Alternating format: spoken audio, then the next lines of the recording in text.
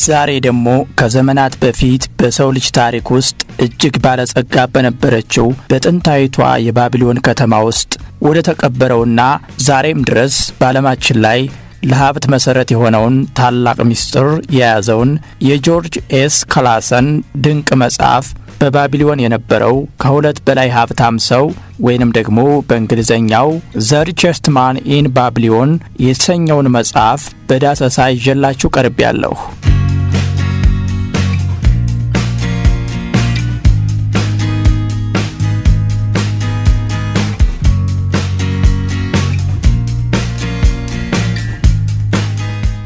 ባንሲር ከተባለ የሰረገላ ሰሪና ኮቢ ከተባለ ባለገና ጓደኛው ነው። ሁለቱም ሌሊትና ቀን በትጋት ቢሰሩም ሁልጊዜም እጃቸው ከወርቅ ባዶ ሆኖ የሚቀርና በድህነት የሚማቅቁ ሰዎች ነበሩ። አንድ ቀን ታዲያ በአንድ ወቅት እንደነሱ ድሃ የነበረውን ነገር ግን ከሁሉ በላይ ሀብታም ሰው ለመሆን የበቃውን አርካድ የተባለውን የልጅነት ጓደኛቸውን አስታወሰው። ወደሱ በመሄድ የሀብቱን ሚስጥር እንዲያካፍላቸው ለመኑት። አርካድም በትህትና ፈገግ ብሎ የሀብት ሁሉ መጀመሪያ የሆነውንና እሱ ራሱ ካልጋሚሽ ከተባለ ባለጸጋ የተማረውን የመጀመሪያውንና ወርቃማውን ሕግ እንዲህ ሲል ነገራቸው።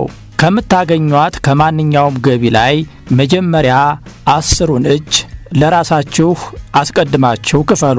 አብዛኛዎቻችን የምናገኘውን ገንዘብ ለልብስ፣ ለምግብ፣ ለሻጩና ለቤት አከራዩ በመክፈል ሌሎችን ስናበለጽግ የራሳችንን ድካም ግን ዋጋ ቢስ እናደርገዋለን። ነገር ግን የምታገኘው ወርቅ ሁሉ ያንተ ባሪያ መሆን አለበት። አርካድ በመቀጠልም ገንዘብ በኪሳችን ውስጥ እንዲበዛና የደለበ የሀብት ከረጢት እንዲኖረን 7ቱን የኪስ ማዳረሻ መንገዶች ያስተምራል።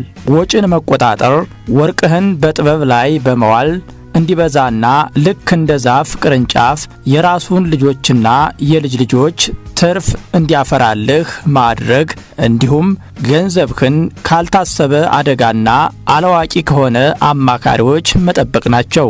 አርካድ ለጓደኞቹ የመከራቸው ትልቁ ቁም ነገር የገንዘብን ሕግ የማያውቅ ሰው ወርቅ ቢሰጠው እንኳ ወርቁን መልሶ ያጠዋል። የገንዘብን ሕግ ያጠና ሰው ግን በባዶ እጁ ቢነሳ እንኳን ወርቁን እንደ ማግኔት ይስበዋል የሚለው ነው። እውነተኛ ሀብት ማለት በኪስህ ውስጥ ያለው ሳንቲም ሳይሆን አንተ ተኝተህ እንኳ ወደ ኪስህ ያለማቋረጥ የሚፈሰው የገንዘብ ምንጭ ነው። ስለዚህ ጥያቄው አንተ የምታገኘውን ገቢ በሙሉ ለሌሎች እየከፈልህ ነው ወይስ ቢያንስ 10ን እጅ ለራስህና ለወደፊት ሕይወትህ እያስቀመጥክ ነው የሚለው ነው። የባለጸጋው አርካድ የኪስ ማዳረሻ የተባሉትንና ዛሬም ድረስ ለማንኛውም ሰው የሀብት መሰረት የሆኑትን 7ቱን የባቢሎን የሀብት ሕጎች በተግባር እንያቸው። አርካድ ለባቢሎን ሕዝቦች ያስተማረው የመጀመሪያው ሕግ የከረጢታችሁን አፍ ማጥበቅ ወይም ከምናገኘው ገቢ ላይ ቢያንስ 10% ለራሳችን ማስቀመጥ ነው። ይህ ማለት ወደ ከረጢትህ የምታስገባቸው 10 ሳንቲሞች ሲኖሩ 9ን ብቻ አውጥተህ 1ን ሳንቲም ለወደፊት ሕይወትህ ማስቀመጥ በተግባር የመጀመሪያው እርምጃ ነው። ሁለተኛው ሕግ ወጪን መቆጣጠር ሲሆን ይህ ሕግ የምኞታችንንና የአስፈላጊ ፍላጎቶቻችንን ልዩነት እንድንለይ ያስገድደናል። ብዙ ጊዜ ገቢያችን ሲጨምር አላስፈላጊ ወጪዎቻችንም አብረው ስለሚጨምሩ የምናስቀራት ሳንቲም እንዳትነካ ወጫችንን በጥንቃቄ በጀት ማበጀት አለብን።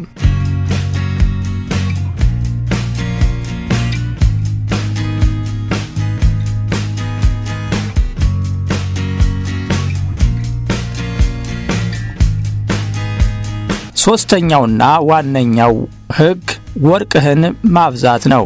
አርካድ እንዳለው የተቀመጠው ሳንቲም ብቻውን ምንም አይረዳም፣ ምንም አይረባም።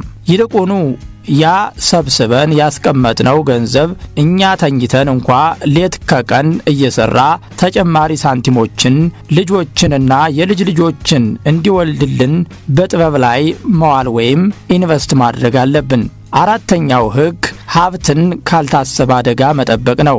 ይህ ማለት ዋና ገንዘባችን እንዳይጠፋ በጥንቃቄ መያዝና ፈጣን ባለጸጋ የሚያደርጉ ከሚመስሉ አጭበርባሪዎች እንዲሁም በዘርፉ ዕውቀት ከሌላቸው ሰዎች ምክር መራቅን ያካትታል።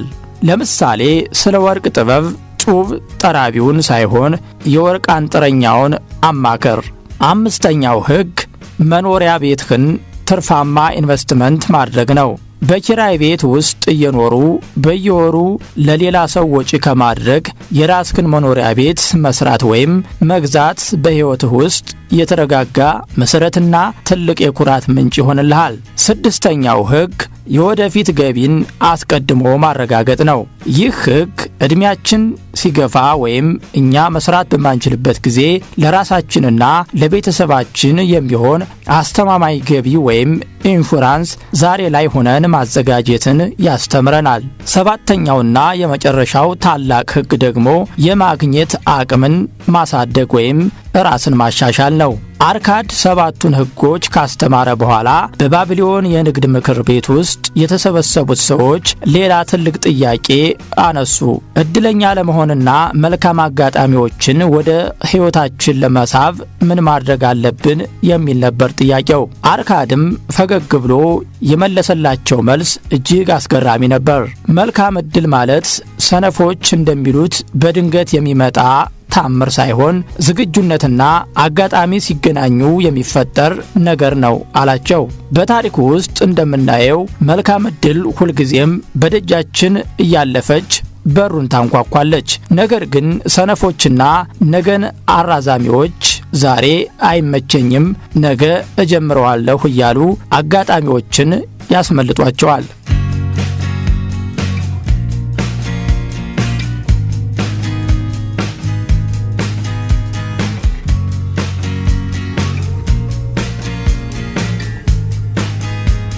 ስለዚህ እድለኛ ለመሆን መቅበዝበዝ ሳይሆን አጋጣሚዎች ሲመጡ በፍጥነት የመወሰንና የመተግበር ወሳኝ ባህሪ ሊኖረን ይገባል። ከመጽሐፉ ውስጥ ሌላኛው ትልቁና ልብ የሚነካው ታሪክ የዳባሲር ታሪክ ነው። ዳባሲር በአንድ ወቅት ዕዳ ውስጥ ተዘፍቆ ዕዳውን መክፈል አቅቶት ከባቢሎን ኮብልሎ የነበረና በመጨረሻም በረሃ ላይ በባርነት የተሸጠ ሰው ነበር። ነገር ግን በባርነት እየማቀቀ ሳለ እኔ የባሪያ አስተሳሰብ ነው ወይስ የነጻ ሰው አስተሳሰብ ነው ያለኝ በሚል ብሎ ራሱን ጠየቀ። የነጻ ሰው አስተሳሰብ ካለኝ ወደ ባቢሎን ተመልሼ ዕዳዎቼን በሙሉ ከፍዬ ክብሬን መመለስ አለብኝ በማለት በቆራጥነት ተነሳ። ዳቢሳር ወደ ባቢሎን ከተመለሰ በኋላ የተጠቀመበትና ዛሬም ድረስ በዓለማችን ላይ ያሉ ታዋቂ የኢኮኖሚ ባለሙያዎች የሚደነቁበት ሚስጥር ከሚታገኘው ገቢ ላይ 10% ለራስህ ሀብት ማከማቻ ታስቀምጣለህ። 70% የሚሆነውን ደግሞ ለራስህና ለቤተሰብህ መጠለያ፣ ምግብና ልብስ ወጪ ታደርጋለህ። የተረፈውን 20% ግን ሳትቆራርጥ በየወሩ ለላብህ ዕዳ መክፈያ ትመድባለህ። ዳቢሳር በዚህ ጥብቅ ሕግ አማካኝነት ዕዳውን በሙሉ ከፍሎ ከባርነት ወጥቶ በባቢሎን የተከበረና ባለጸጋ ግመል ነጋዴ ለመሆን በቅቷል። ይህ ታሪክ የሚያስተምረን ትልቁ ቁም ነገር ቁርጠኝነት ካለ የዕዳ መውጫ መንገድ መገኘቱ አይቀሬ ነው የሚለው ነው። የባቢሎን ጥበብ ባጭሩ ይኸው ነው።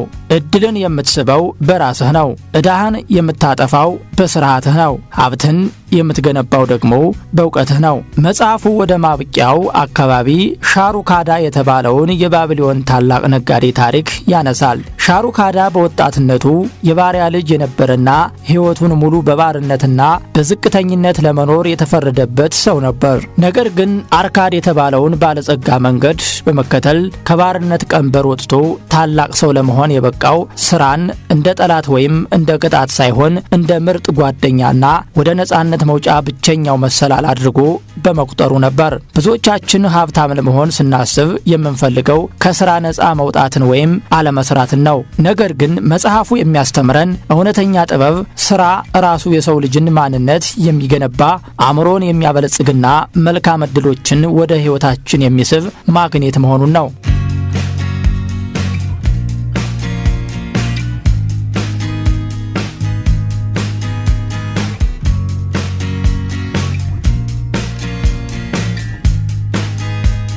ሁለተኛውና ያልተነካው ሐሳብ ደግሞ የታማኝነትና የክብር ካፒታል ነው። በባቢሎን ታሪክ ውስጥ ሰዎች በባዶ እጃቸው ተነስተው ትልልቅ ብድሮችን ከወርቅ አበዳሪ ካልጋሚሽ ማግኘት የቻሉት የሀብት ማዘዣ ኖሯቸው ሳይሆን ለቃላቸው ታማኝና ለመክፈል ቆራጥ መሆናቸውን በተግባር ስላስመሰከሩ ነው። ይህ ማለት በፋይናንስ ዓለም ውስጥ ከኪስህ ገንዘብ በላይ በሰዎች ዘንድ ያለህ ታማኝነት፣ ስምህና የምትሰጠው አገልግሎት ጥራት ትልቁና የመጀመሪያው ሀብትህ ነው። ምክንያቱም ወርቅና ብር ሊጠፉ ይችላሉ።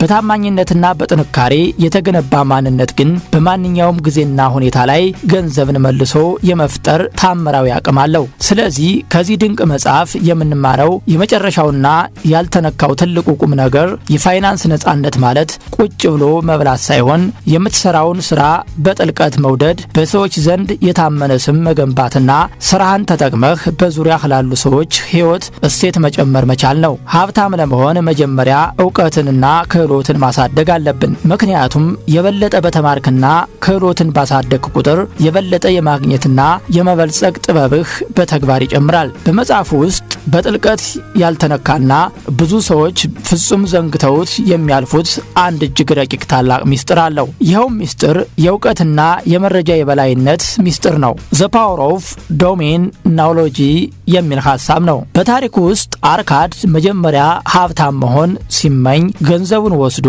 የሰጠው ጋማ የተባለውን የጡብ ጠራቢ ነጋዴን አምኖ የፊንቄን አገር ውድ ዕቃዎች እንዲገዛለት ነበር። ጋማ ግን አላዋቂ ስለነበር የተሸወደው በትርፍ አልባ የመስዋዕት ቁርጥራጮች ነበር። አርካድ ወርቁን በሙሉ ካጣ በኋላ ባለጸጋው አልጋሚሽ የመከረው ምክር በመጽሐፉ ውስጥ ትልቁ ያልተነካ ቁም ነገር ነው። ስለ ከዋክብት ለማወቅ ኮከብ ቆጣሪውን እንጂ ከብት ጠባቂውን አታማክር። ስለ ወርቅ ጠቢብ ለማወቅ ደግሞ የወርቅ አንጥረኛውን እንጂ ጡብ ጠራቢውን አትጠይቅ አለው። ይህ ታሪክ ዛሬ ላይ ለጥበብ ፎረም አድማጮች የሚያስተምረው ትልቁ እውነት በፋይናንስ ዓለም ውስጥ ትልቁ ኪሳራ የገንዘብ ማጣት ሳይሆን በዘርፉ ላይ የእውቀትና የመረጃ ማጣት መሆኑን ነው። ብዙዎቻችን ገንዘብ ስናገኝ ምንም ዕውቀቱ በሌለንና ጥናት ባላደረግንበት ዘርፍ ላይ በፍጥነት ኢንቨስት በማድረግ ሀብታችንን እናጠዋለን። ነገር ግን መጽሐፉ የሚነግረን ገንዘብህን ከማውጣትህ በፊት ገንዘቡ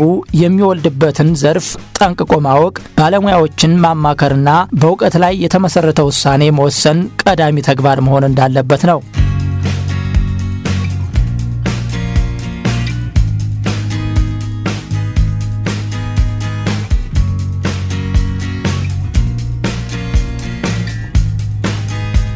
ሁለተኛውና እጅግ አስደናቂው ያልተነካ ሐሳብ ደግሞ የቅንጦትና የንብረት ልዩነት ስነ ልቦና ዋነኛው ነው። ባቢሎን በዘመኗ የዓለማችን ቁንጮ ባለጸጋ የነበረችው በተፈጥሮ ሀብት እንደ ወርቅ ማዕድን ወይም ወንዞች ተለግሳ ሳይሆን በውስጧ የነበሩ ሰዎች የገንዘብን ሕግጋት ጠንቅቀው አውቀውና አእምሯቸውን አበልጽገው የሰው ሰራሽ ሀብት መፍጠር በመቻላቸው ነው።